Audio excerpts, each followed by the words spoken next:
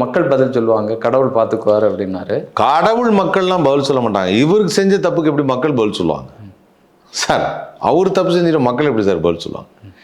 தப்புன்னு கூட அவர் தப்பு செஞ்சான்னு கூட சொல்ல வேண்டாம். அவர் மேலே ஒரு கரை இருக்குன்னா அது அவருக்கு தான் பதில் சொல்லுமே தவிர மக்கள் எப்படி பதில் சொல்லுவாங்க? அதெல்லாம் கிடையாது. கடவுள் மேலே பழியெல்லாம் கிடையாது.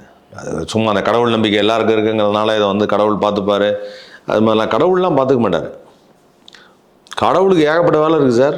உயரிய சக்தின்னு சொல்கிறேன். நீங்கள் நினைக்கிற கும்பிட்ற கடவுளே நீங்கள் கும்பிட்டீங்கன்னா கடவுளுக்கு நிறைய வேலை இருக்குது. அவர் வந்து இன்றைக்கி ராத்திரி வந்து உங்களுக்கு இப்போ சட்டைக்கு பட்டன்லேருந்து தைச்சி கொடுக்குறது தான் வேலையா என்ன? உண்மையாக இருக்கணும்ல.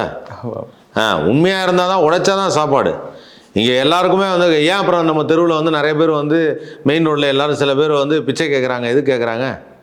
ஏன் அவங்கள கடவுள் பார்க்கல அப்படின்னா, கடவுள் வந்து உனக்கு கை காலை தந்திருக்காரு, உடலை உழைக்கணும், மற்றவங்களை ஏமாத்தாமல் இருக்கணும், நல்ல சிந்தனையோடு இருக்கணும், அப்போ உங்களுக்கு சாப்பாடு வரும். ஏதாவது ஒன்று தான் சார் தருவார், எல்லாத்தையுமே தருவார் கடவுள். இல்லை இந்த கடவுளுங்கிற பிம்பத்தை எதனால அவர் கூட்டிட்டு வர்றார்? ஒரு கூட்டு வர்றாருன்னா அதெல்லாம் மக்கள் அப்படி நம்புறாங்க. பக்தி உள்ளவர். நானே நினச்சேன் அவன் பக்தி உள்ளவன் தான், நானே தான் சொன்னேன்.